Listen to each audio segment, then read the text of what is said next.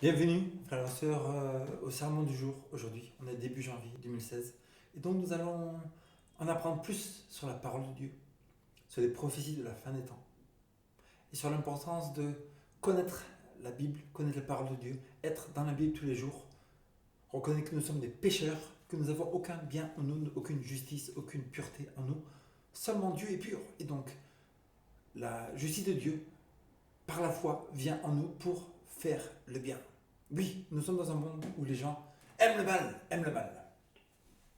Et le but, c'est haïr le mal, faire le bien, en sachant que nous sommes mauvais des pieds à la tête. Père Céleste, merci pour ta bonté et ta miséricorde, sois avec nous aujourd'hui. Bénis tous ceux qui écoutent, Père Céleste. Je prie qu'ils puissent accepter le message, recevoir ta parole, Père Céleste. Pourvois pour tous leurs besoins financiers, Seigneur. Il y a certains qui écoutent qui ont des problèmes financiers, des problèmes de toutes sortes, des problèmes de santé, Seigneur, de maladies, qui connaissent les vrais remèdes naturels, orthomoléculaires, les remèdes comme les hygiénistes, les vrais docteurs qui guérissent vraiment la cause de la maladie. Et Père, s'il y a des addictions, s'il y a des gens qui ont des problèmes spirituels, d'incrédulité, qui sont dans Babylone, etc., qui sortent pour rentrer dans la vérité et accepter la vérité. Par cette Céleste, protège-nous. Nous sommes dans un temps où les gens sont extrêmement fous, les gens sont égoïstes, menteurs, voleurs, arrogants, fiers. Et donc, Père Céleste, je prie que tu nous protèges, que ta parole parte dans toute la terre, que le Saint-Esprit touche leur cœur d'une puissance telle qu'ils puissent accepter et ne faire autre qu'accepter ta parole, que les mots qui sont prêchés soient gravés dans leur cœur pour leur vie, et ne laisse pas tranquille jusqu'à ce qu'ils soient prêts pour la vie éternelle, quand Jésus revient. Au nom de Jésus, Amen.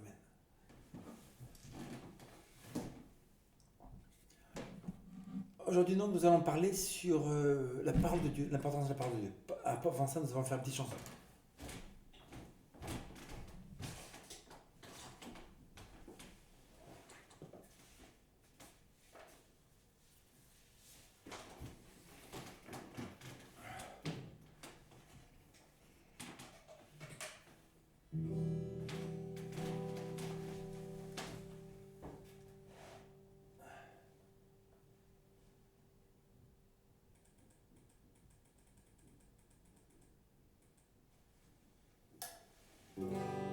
You saw me crying in my chapel.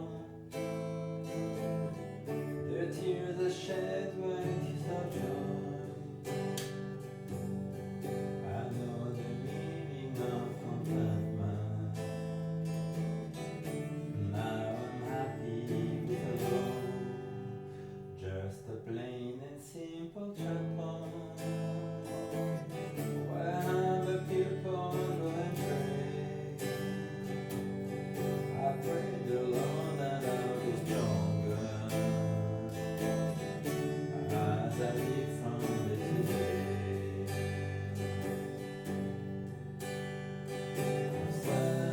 I searched, but I couldn't find the way on earth to bring peace of mind. Now I'm happy in the chapel, where people laugh when I call. Yes, we gather in the chapel, just to sing and praise the Lord. You search, and you'll never find the way on earth to bring peace of mind.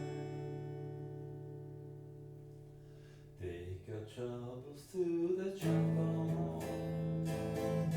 Get down on your knees and pray. Then your burdens will be lightened, and you surely find the way.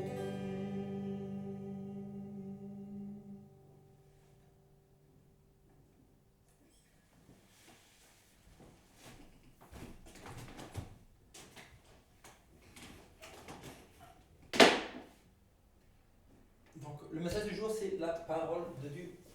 Pourquoi est-ce important Y a-t-il eu des pays dans le monde qui ont été totalement détruits à cause de d'avoir rejeté la parole de Dieu? Nous voyons aujourd'hui ce qu'il nous a dit. Le chapitre 15 de la tragédie des siècles. Le chapitre 15 et 12 de la tragédie des siècles nous dit: au XVIe siècle, une Bible ouverte à la main, la réforme avait frappé à la porte de tous les pays d'Europe. Quand ça? Au XVIe siècle, que s'est-il passé? Une Bible ouverte, la Bible est venue à tous les pays d'Europe. Frapper à la porte. De quelle manière? Martin Luther, Jean Calvin, Wycliffe, Tyndale, Jérôme, Huss, Zwingli, etc. Certaines nations l'avaient accueilli comme une messagère céleste. Norvège, Suède, Allemagne, Hollande, etc. Suisse. D'autres, influencés par la papauté, lui avaient en grande partie fermé l'accès de leur territoire, qui resta ainsi presque totalement privé de la connaissance et de l'influence bienfaisante de la parole de Dieu. Que se passe-t-il quand on accepte la parole de Dieu? C'est une influence bienfaisante de paix, d'amour, de prospérité, etc. qui vient si vous acceptez la parole de Dieu. Parmi ces derniers quoi? Un de ces pays qui n'ont pas accepté la parole de Dieu. Parmi ces derniers, il faut ranger la France.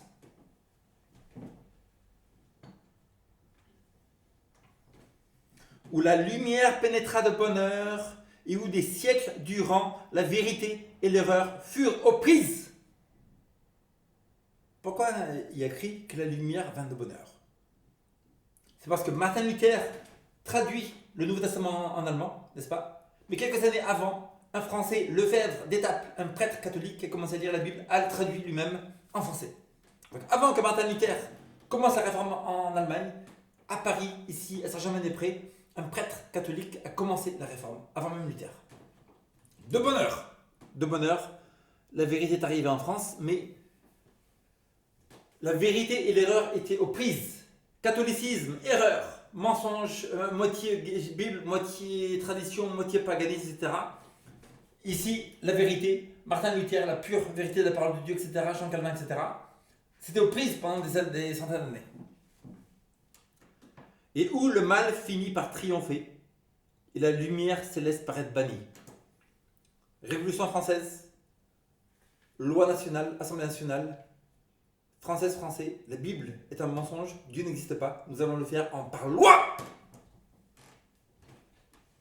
Nous passons une loi, comme toi, tous les Français comprennent que Dieu n'existe pas. Et donc, la parole de Dieu a été bannie du royaume de la France, qui, nous dit Ellen White, s'il avait accepté la parole de Dieu, aurait été l'exemple de toutes les nations de la terre.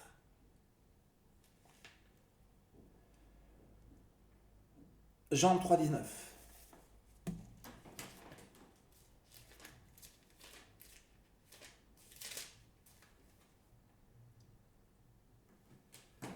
Jean chapitre 3, verset 19.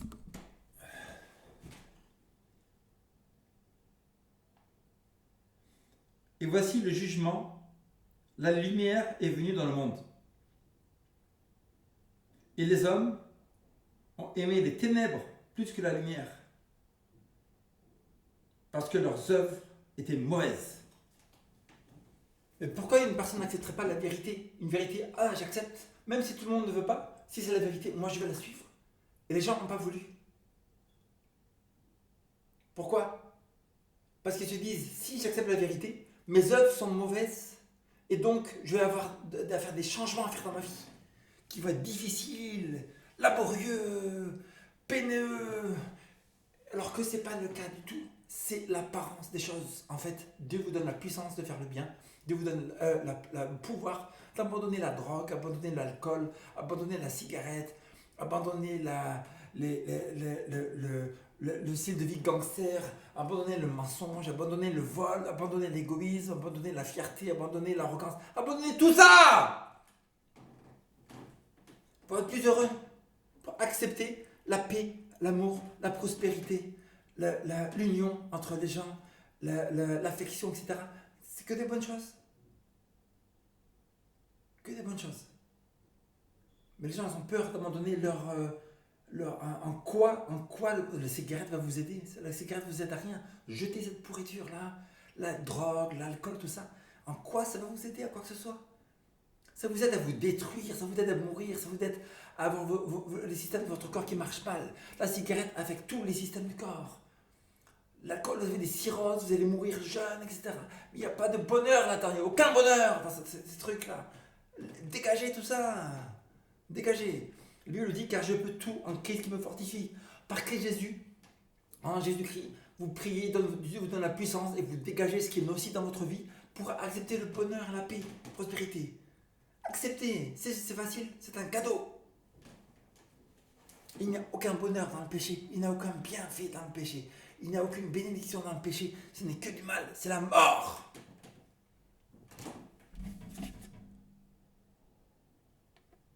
Proverbe 14, 34.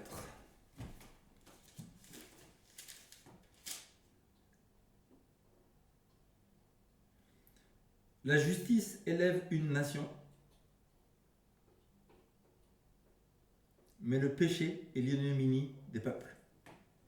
La justice élève une nation, mais le péché est l'ignominie des peuples. Cela veut dire qu'une nation qui a ses dirigeants, qui a les prélats, qui a tout l'entourage de leur assemblée, qui font des lois iniques, c'est une ignominie pour cette nation. La nation tombe. La prospérité vient par un roi qui est juste, qui est bon, qui enseigne à ses serviteurs et aux citoyens de faire le bien.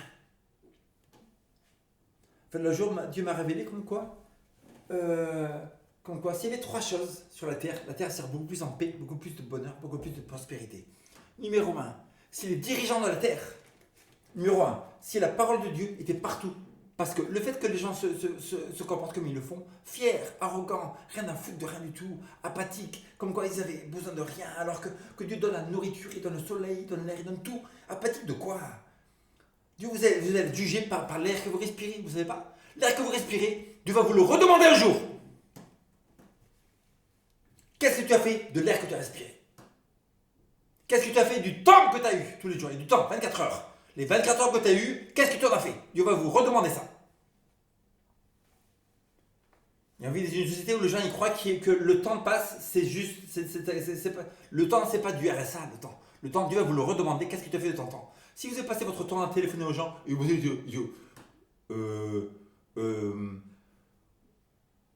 bonjour, oui, Dieu va vous demander, qu'est-ce que vous faites de votre temps? Vous êtes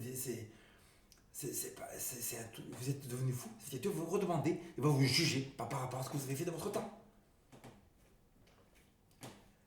Numéro 1, si la parole de Dieu est partout, parce que les gens ils se comportent comme ils sont, parce qu'ils n'ont pas la parole de Dieu, bien que la conscience va vous juger. Vous n'avez pas de parole de Dieu, vous n'êtes pas chrétien, vous croyez que vous n'êtes pas concerné, votre conscience va vous juger pour aller en enfer ou au paradis. Et Dieu va vous mettre dans le coin où vous ne voudrez pas être bientôt.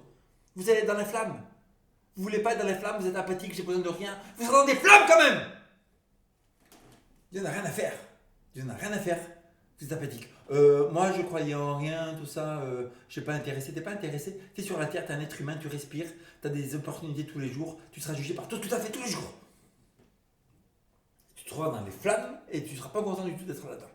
Parce que tu vas périr, tu vas souffrir, il y aura des grincements de dents, il y aura des pleurs, tu vas pleurer. À moins que tu te repentes, tu vas pleurer et tu auras des grincements de dents. Maintenant c'est le moment d'examiner ce qui est écrit dans ce livre. Les gens croient que c'est un truc de fou, ce livre. Les gens croient que c'est une folie complète, qu'il n'y a que des fous qui disent ça. En fait, il y a pratiquement 2 milliards de gens sur la planète qui lisent la Bible. C'est le livre le plus vendu tous les années, tous les ans. Pourquoi c'est un truc de fou? Parce que la couverture, t'aimes pas la couverture?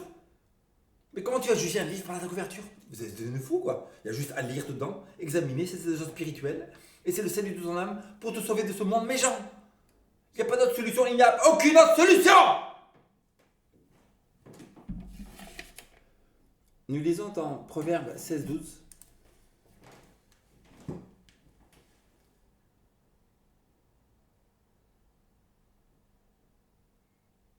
Les actes méchants sont en horreur au roi, car c'est par la justice que le trône s'affermit. Les actes de méchanceté sont en horreur au roi, car c'est par la justice que le trône s'est fermé. Si un peuple, une nation, fait en sorte que les actes de méchanceté ne sont pas punis, genre jeunes de banlieue qui vont voler les voitures, ils sont relâchés le jour même, des trucs comme ça, ou aux États-Unis aussi. On voit des vidéos maintenant, c'est un pays de fous maintenant, les États-Unis. Le prêcheur il est dans la rue comme ça en train de prêcher, les gens vont l'attaquer, ils vont le pousser, ils vont le cracher sur la gueule et tout. C'est quoi ce monde? Si vous ne vous rendez pas compte qu'on est arrivé dans les derniers jours des temps de la terre, vous êtes devenus fous. On est arrivé dans les derniers jours. Les gens vous sont devenus fous, remplis de démons, de méchanceté, de violence, d'arrogance. Dieu va juger. Sachez qu'il y a un Dieu qui regarde tout ce que vous faites et vous serez jugé par toutes vos actions, vous serez jugé par toutes vos paroles et vous serez jugé par toutes vos pensées. Vos pensées, oui. Parce que la plupart des gens y croient. Si j'ai un extérieur correct, oui, je suis bien comme ça, mais si vous pensez des pourritures dans votre tête, si vous êtes là, oui, lui je vais voler, lui je vais faire mentir, tout ça dans votre tête, vous êtes jugé par vos pensées aussi. Vous pouvez paraître bien, il y a beaucoup de gens qui paraissent parfaits à l'église, avec leur Bible. Oui, moi je suis chrétien depuis 20 ans, moi tout va bien, moi à l'intérieur vous êtes pourri, vous êtes menteur, vous êtes voleur, vous voulez du mal, vous haïssez les autres, vous n'allez pas au paradis. Vous n'allez jamais au paradis, c'est pas la peine. À moins que vous vous repentiez, vous n'allez jamais au paradis. Ésaïe 32, 17.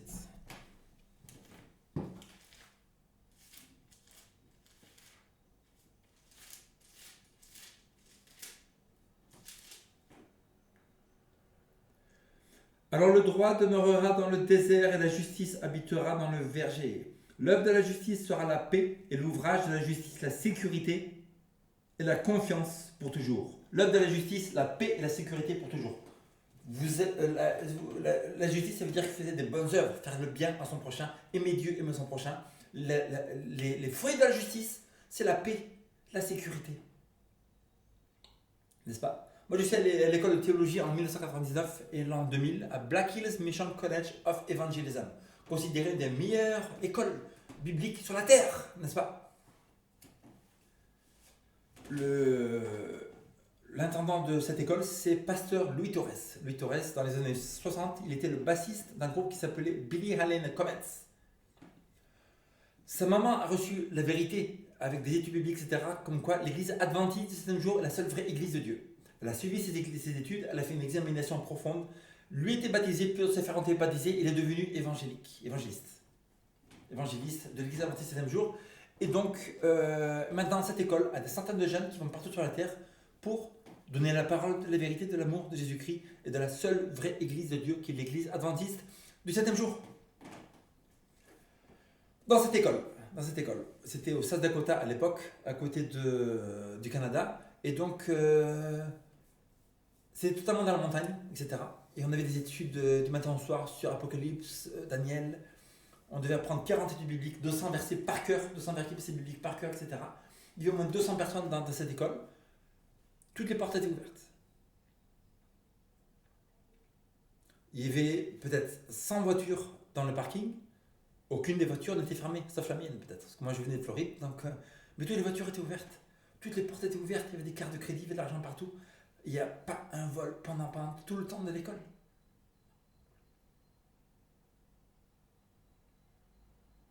Imaginez-vous un monde comme ça. Où quiconque vous rencontrez dans la rue, jamais il va vous voler, jamais il va vous mentir, jamais il va vous faire du mal. Imaginez-vous la paix du cœur incroyable. Et quand j'étais dans cette école, c'est impressionnant. C'est-à-dire que toutes les personnes qui sont là, vous pouvez leur faire confiance à 100%. À 100%. C'est-à-dire que jamais il y avait un truc mal qui va se passer ou quoi que ce soit. Les gens ils sont là pour vous aider, pour vous servir, pour vous faire du bien. Imaginez-vous le bonheur de cette société-là. Vous laissez votre voiture ouverte, la maison ouverte, etc. C'est le bonheur.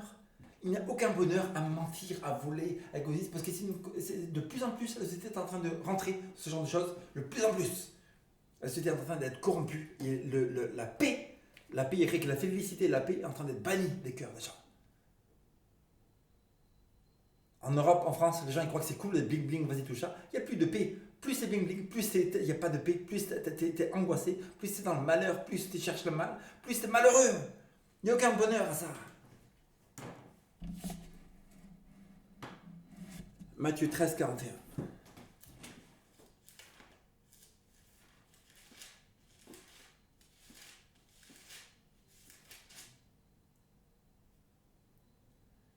Le Fils de l'homme enverra ses anges qui arracheront de son royaume tous les scandales et tous ceux qui commettent l'iniquité. Le Fils de l'homme, Dieu, Jésus-Christ, enverra ses anges venir sur la terre pour retirer quoi?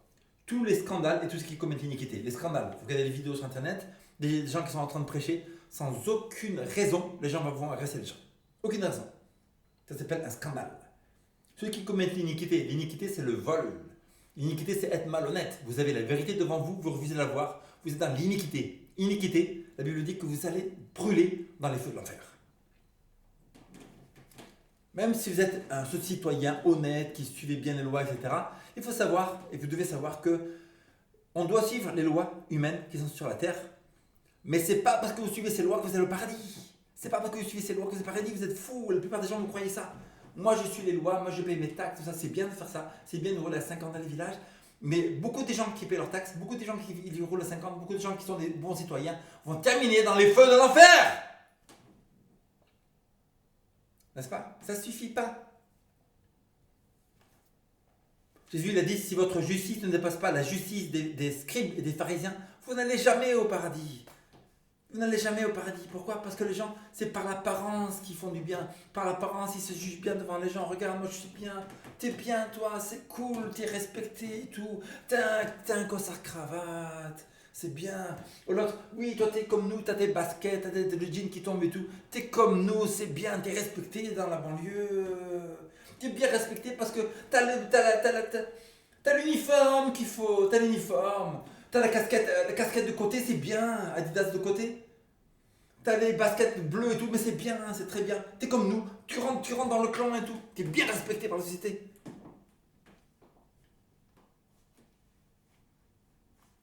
Jésus va venir pour envoyer ses anges, sortir ceux qui font l'iniquité et qui commettent des scandales. Des scandales. Des scandales. Ça veut dire que non seulement quelqu'un fait du mal lui-même, mais il va aller voir ce qui se passe chez les autres pour faire du mal là-bas aussi. Alors que, donc, Dieu ne peut que détruire ce genre de gens. Repentez-vous, repentez-vous, repentez-vous, repentez-vous, repentez-vous. C'est le moment de se repentir. Bientôt, il sera trop tard.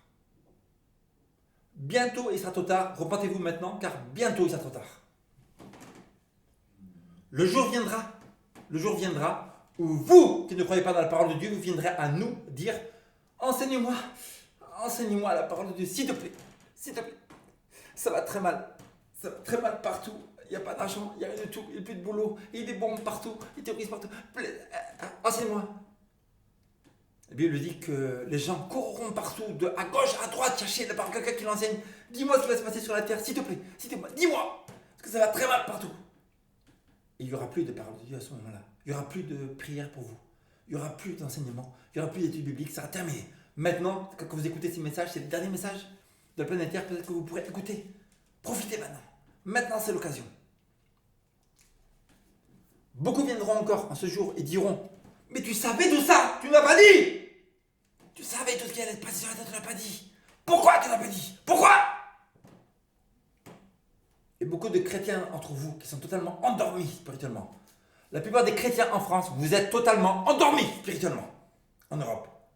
Vous avez peur. Non, il ne faut pas les offenser, les gens. Il ne faut pas les offenser, il faut dire juste Jésus t'aime un petit peu, pas beaucoup là. Jésus, il est mort sur la croix à moitié comme ça, donc t'en fais pas, il ne faut pas y aller à fond quoi. Faut pas être à fond dedans, un petit peu. Genre tu lis une ligne, c'est tout, ça suffit. Non, c'est pas une blague du tout, frères et sœurs. Ça veut dire que si vous, en tant que chrétien, vous n'allez pas dire à la personne qui va mourir, cette personne va mourir et le sang de cette personne sera redemandé à vous, vous n'irez pas au paradis. Dis au méchant, si tu ne dis pas au méchant de tourner de sa voie, le méchant mourra pour son iniquité, mais moi, je te redemanderai son sang à toi. En tant que chrétien, il vaut mieux, la plupart d'entre vous qui sont chrétiens, il aurait mieux valu pour vous de ne jamais connaître l'évangile. De ne jamais connaître l'évangile. Vous voulez trop être accepté par le monde. Vous voulez trop vous conformer à ce monde. Vous voulez trop que les gens vous aiment, etc. Dieu vous haït de ce moment-là. Vous ne pouvez pas être ami du monde et ami de Dieu. Ce n'est pas possible. Si vous êtes ami de Jésus-Christ, vous aurez des persécutions. Vous aurez des gens qui vous haïssent, qui vous détestent, qui vous insultent. Vous aurez ça. Vous regardez les vidéos. Tout à les gens, les prêcheurs se font cracher sur la gueule. Ils se font assaillir, ils se font mettre des coups de poing dans la tête et tout. C'est ça l'évangile. C'est ça l'évangile.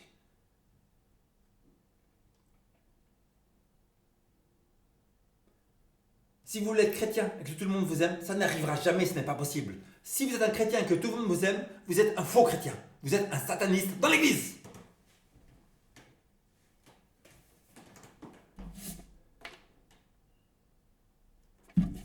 Nous allons terminer par Sophonie chapitre 1. Sophonie, c'est l'Ancien Testament, un des prophètes de l'Ancien Testament. Daniel, Osée, Joël, Amos, Abias, Michée, Nahum, Habakkuk, Sophonie, Zacharie, Malachie. Sophonie chapitre 1. Parole de l'Éternel qui fut adressée à Sophonie, fils de Koracha, fils de Guédélia, fils d'Amaria, fils d'Ézéchias, au temps de Josias, fils d'Amon, roi de Juda. Je supprimerai tout sur la surface du sol, oracle de l'Éternel. Je supprimerai les hommes et les bêtes. Je supprimerai les oiseaux du ciel et les poissons de la mer, les scandales avec les méchants. Je supprimerai les humains de la surface du sol, oracle de l'Éternel. Pour quelle raison? Dieu va supprimer les humains de la terre, mais Dieu a fait les humains sur la terre. Pourquoi il va les supprimer? À cause des scandales et à cause de la méchanceté. Vraiment, on vit dans un temps maintenant où les gens trouvent que c'est cool d'être méchant. Vas-y, il faut avoir l'attitude, vas-y, manger comme ça, c'est cool d'être méchant. Dieu, il ne peut pas supporter la méchanceté, il va vous supprimer de la terre si vous êtes méchant. Réfléchissez. Vous ne pouvez pas être chrétien et vas-y. Ce n'est pas possible. C'est impossible. Le vas-y, bling bling, tout ça, rap, c'est. Toute l'attitude, c'est je suis arrogant, vas-y, je suis méchant, je n'ai rien à foutre de ta gueule, je me bénéficie ici, moi, totalement. Je suis menteur, voleur, arrogant, égoïste, rempli d'addictions, etc. C'est ça. C'est rien à foutre des autres. Il n'y a que moi, je deviens Dieu. Être chrétien, c'est totalement différent. C'est humble, doux, comme Jésus. Servir les autres. Ce matin, je suis en train de lire. Il y a écrit que Jésus a pris les pains et 7 pains, je ne sais pas combien, il les a coupés lui-même pour qu'il ait mis 4000 personnes soient servies. Ça veut dire que Jésus n'a pas dit vas-y Pierre, c'est toi tu coupes les pains ou quoi là? Tu rigoles quoi? Non. Le royaume de Dieu n'est pas ça du tout. Le royaume de Dieu, c'est Jésus-Christ a coupé lui-même tous les pains, il a servi tout le monde, et il a donné aux apôtres pour qu'ils donnent aux autres. C'est lui-même qui a coupé les pains, il a servi les autres. C'est ça le royaume de Dieu. Vous ne pouvez pas aller au paradis si vous voulez vous être servi. Si vous pensez que tous les jours, allez, vas-y, serre-moi, vous allez en enfer. Le chrétianisme, c'est servir les autres. S'il ne veut pas, c'est pas son problème, c'est pas votre problème à vous.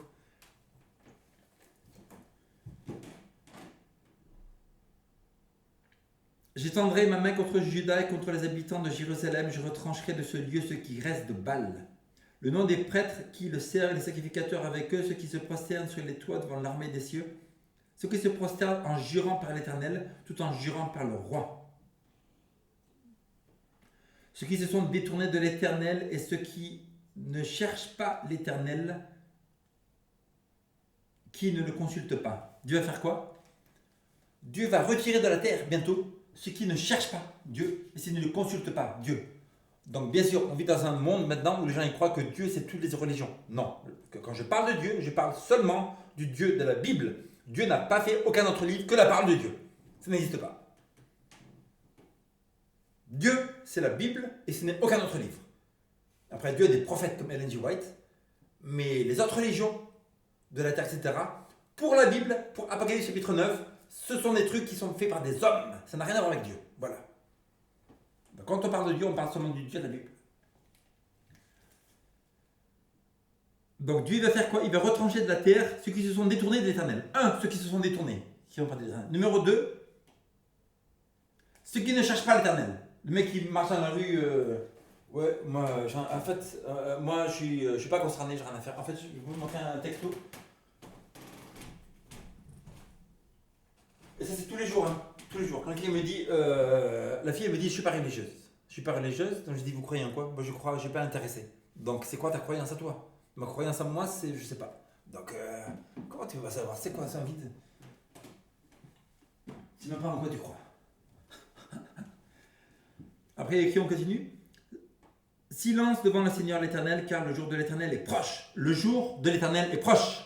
Qu'est-ce qui est proche? La fin du monde. La fin du monde. Le jour de l'Éternel, il est quoi? Il est proche.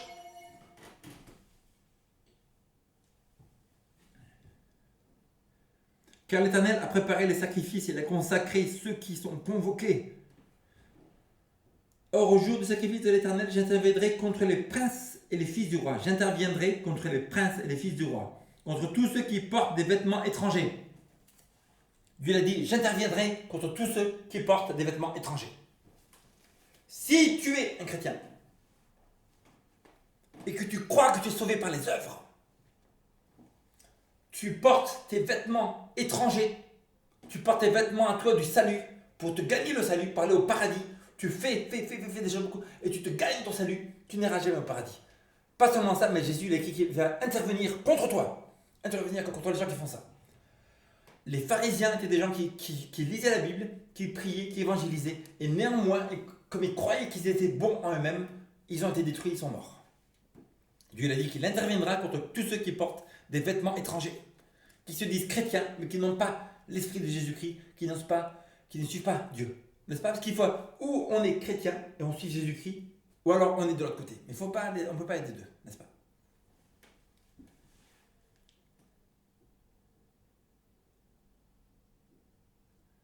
En ce jour-là, j'interviendrai contre quiconque saute par-dessus le seuil, contre ceux qui remplissent de violence et de ruse la maison de leur Seigneur.